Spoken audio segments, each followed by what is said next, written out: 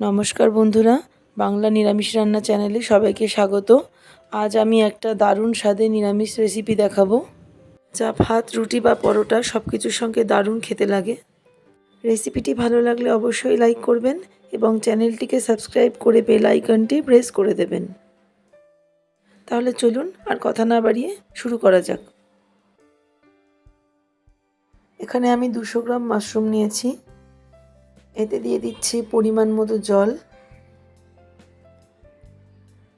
1 চামচ নুন দিয়ে দিলাম। এবার মাশরুমটাকে ভালো করে 4-5 মিনিট মতন বয়েল করে নেব। এখানে আমি ক্যান্ড মাশরুম নিয়েছি, আপনারা ইচ্ছা করলে ফ্রেশ মাশরুমও নিতে পারেন। মাশরুম বয়েল হতে শুরু করে দিয়েছে। এইভাবে 4-5 মিনিট খুব ভালো করে বয়েল করে নিতে হবে। মাশরুমের যে কোনো রান্নার আগেই খুব ভালো করে বয়েল করে নিতে হবে। বয়েল না করে কিন্তু কখনোই রান্নায় মাশরুম ব্যবহার করবেন না। এবার আমি একটা মশলার পেস্ট তৈরি করব। দিয়ে দিচ্ছি 6 টুকরো আদা, 4টে কাঁচা লঙ্কা দিলাম, একটা গোটা টমেটো, 2 চামচ টক দই দিচ্ছি,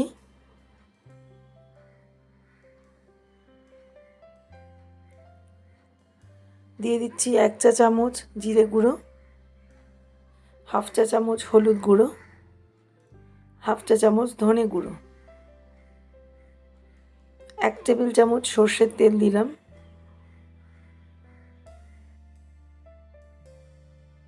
আধখানা লেবু ভালো করে চিপে রসটা দিয়ে দিচ্ছি, 1 মুঠো ধনেপাতা দিচ্ছি,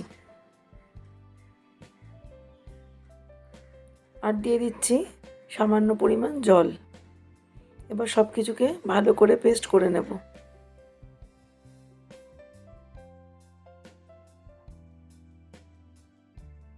কড়াইতে বেশ কিছুটা পরিমাণ তেল দিয়ে দিচ্ছি, একটু বেশি তেলেই এটা ভাজতে হবে। ভালো করে জলটা চেপে মাশরুমগুলো তেলের মধ্যে ছেড়ে দিচ্ছি। জলটা অবশ্যই চেপে নেবেন, না হলে কিন্তু মাশরুম খুব ভাজার সময় ফাটবে। দিয়ে দিচ্ছি কিছুটা পরিমাণ নুন আর 1 চিমটে হিং। 4-5 মিনিট মতন ভালো করে মাশরুমগুলো ভাজা করতে হবে।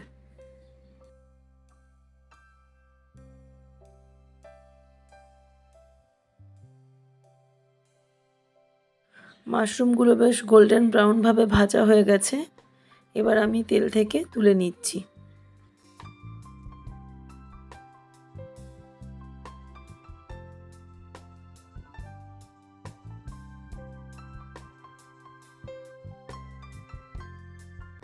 দিয়ে দিচ্ছি একটা তেজপাতা, একটা শুকনো লঙ্কা আর 2 টুকরো দারচিনি।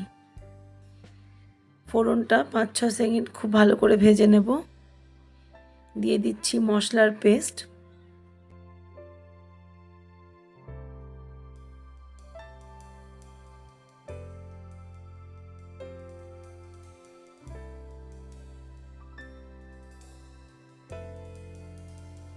দিয়ে দিচ্ছি 1/2 চা চামচ নুন, 1/2 চা চামচ চিনি, 1/2 চা চামচ কাশ্মীরি লঙ্কা গুঁড়ো।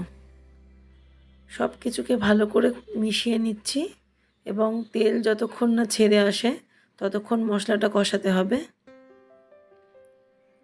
দেখতেই পাচ্ছেন খুব সুন্দরভাবে তেলটা আলাদা হয়ে গেছে।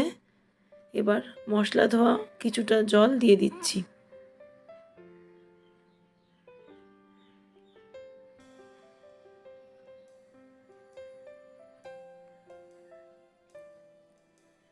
আমার মশলাটা খুব ভালো করে কষানো হয়ে গেছে। এবার এতে ভাজা মাশরুমগুলো দিয়ে দিচ্ছি। খুব ভালো করে মিশিয়ে নিচ্ছি।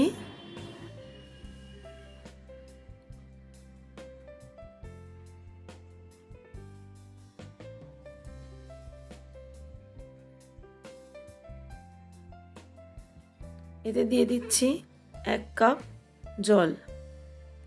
গ্রেভিটা আপনারা আপনাদের প্রয়োজন অনুযায়ী দেবেন, তবে এই প্রিপারেশনটা একটু মাখা মাখা হলেই খেতে বেশি ভালো লাগবে। জলটা দিয়ে খুব ভালো করে মশলাটা মিশিয়ে নিচ্ছি। মাশরুমের প্রিপারেশন মোটামুটি তৈরি হয়ে গেছে। ঝোল ফুটতে শুরু করে দিয়েছে। এবার আমি গ্যাস অফ করে দেব।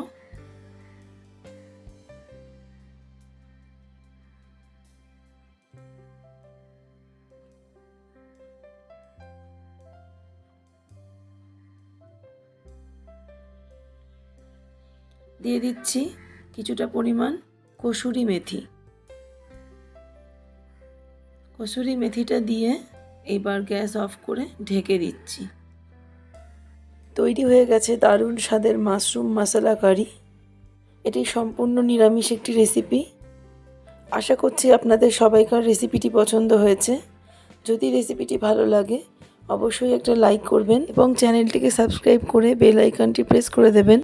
ভিডিওটি শেষ পর্যন্ত দেখার জন্য অনেক ধন্যবাদ। সবাই ভালো থাকবেন, সুস্থ থাকবেন। আপনাদের সাথে আমার পরের ভিডিও নিয়ে আবার দেখা হবে।